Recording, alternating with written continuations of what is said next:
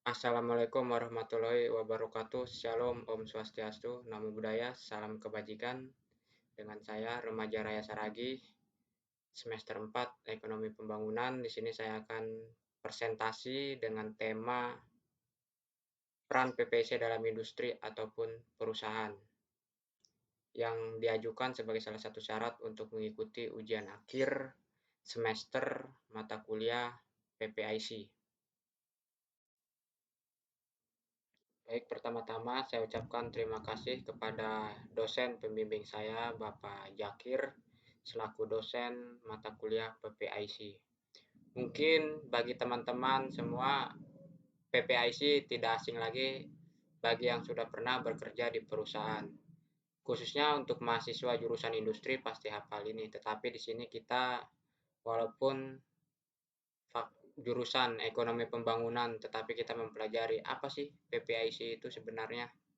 Nah, di sini saya nanti akan menjelaskan PPIC itu apa, tugas PPIC apa, tujuan PPIC apa, dan juga manfaat dan contoh kerja PPIC itu seperti apa. Dan tujuan penulisan ini terutama kita untuk mengetahui apa itu PPIC, apa itu peran PPIC,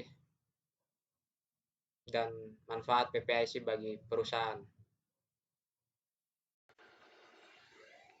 Pengertian PPIC atau Production Planning and Inventory Control. PPIC kepanjangan dari Production Planning and Inventory Control, yang artinya adalah pekerjaan untuk mempersiapkan proses manufaktur dan mengelola stok persediaan bahan baku.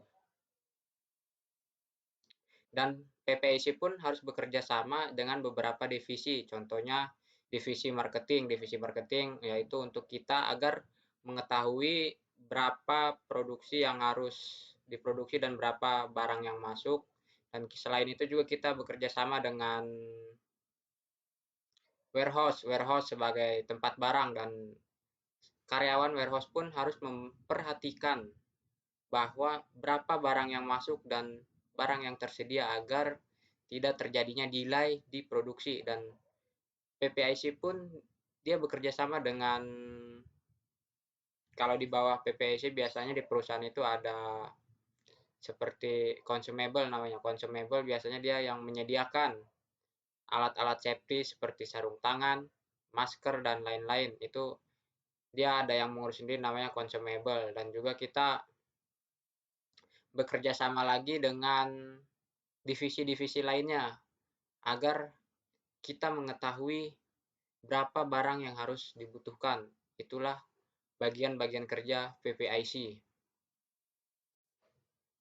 Nah, di sini saya akan menjelaskan tujuan dari PPIC.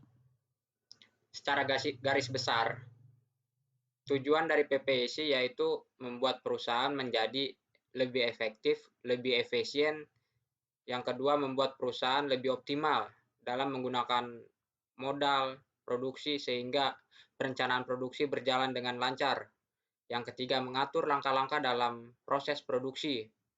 Yang keempat, mengatur serta mengendalikan alur pergerakan material ataupun bahan baku yang ingin kita produksi.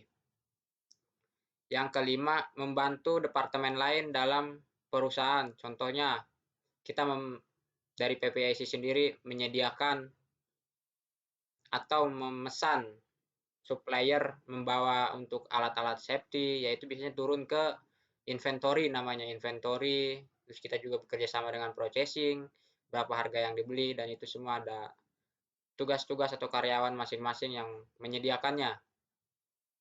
Itu adalah bagian-bagian dari tujuan PPIC. Dan manfaat PPIC sendiri itu sangat berpengaruh besar. Jika PPIC itu sendiri ada karyawannya yang beberapa tidak masuk, itu sangat sulit sekali, ataupun kita kesulitan untuk memesan barang ataupun kita memesan alat yang kurang untuk diproduksi. Itu sangat sangat sulit sekali. Dan selain itu, PPIC pun harus memastikan besaran investasi aset. Itu adalah bagian dari manfaatnya. Manfaatnya itu memastikan besaran investasi ketika sebuah perusahaan telah memiliki perencanaan produksi serta kontrol inventory yang baik. Lalu mengurangi waktu idle. Jadi kita di sini PPIC pun harus bisa mengurangi waktu ketika dalam alur penyediaan serta perencanaan bahan baku mengalami hambatan ataupun misalnya mobil kontainernya macet di jalan, maka perusahaan akan mengalami delay dalam produksi. Dengan adanya PPIC yang baik, maka idle time bisa dihindari. Lalu yang ketiga, mengurangi ongkos pegawai. Dengan adanya PPIC yang matang dan terencana, maka perusahaan bisa memilih bahan baku yang tepat. Lalu yang keempat, peningkatan customer service. Dengan adanya jadwal produksi yang efektif, maka perusahaan akan menjamin terjadinya on time delivery ataupun on time mengirim barang-barang yang siap kita kirim dan siap kita packing. Yang kelima, meningkatkan ROA perusahaan dengan berhasil menentukan kapasitas produksi. Baru contoh kerja PPIC apa aja sih gitu. Pada departemen atau divisi PPIC, biasanya ada posisi manajer, staf, karyawan, dan staf biasanya yang menginput data-datanya. Jika kalau karyawannya biasanya dia mengecek barang yang dikirim oleh supplier, kita ngecek sesuai nggak dengan sesuai pemesanan, lalu kita arahkan, kita bawa ke ruang warehouse. Biasanya kita stok dulu terlebih dahulu di warehouse. Ketika produksi membutuhkan, baru nanti ada karyawan yang mengambil dari warehouse itu sendiri.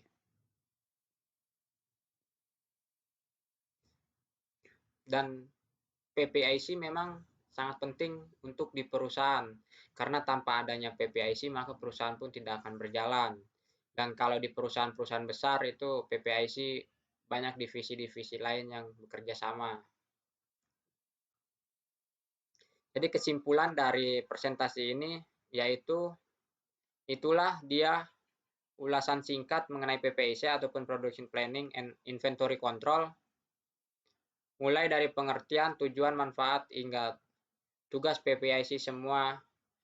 Semoga makalah ini membantu dan bermanfaat sebagai bahan referensi untuk teman-teman yang siapa tahu nanti ke depan teman-teman bisa bekerja di bagian staff PPIC. Dan saran dari saya sendiri, jangan pernahlah bosan untuk belajar, jangan pernah bosan untuk membaca buku, karena dari situ kita akan luas wawasan kita. Mohon maaf bila presentasi saya kurang baik, mohon untuk diberikan saran ataupun kritiknya, dan terima kasih juga kepada Bapak dosen selaku pembimbing mata kuliah PPIC. Sekian dan terima kasih. Wassalamualaikum warahmatullahi wabarakatuh.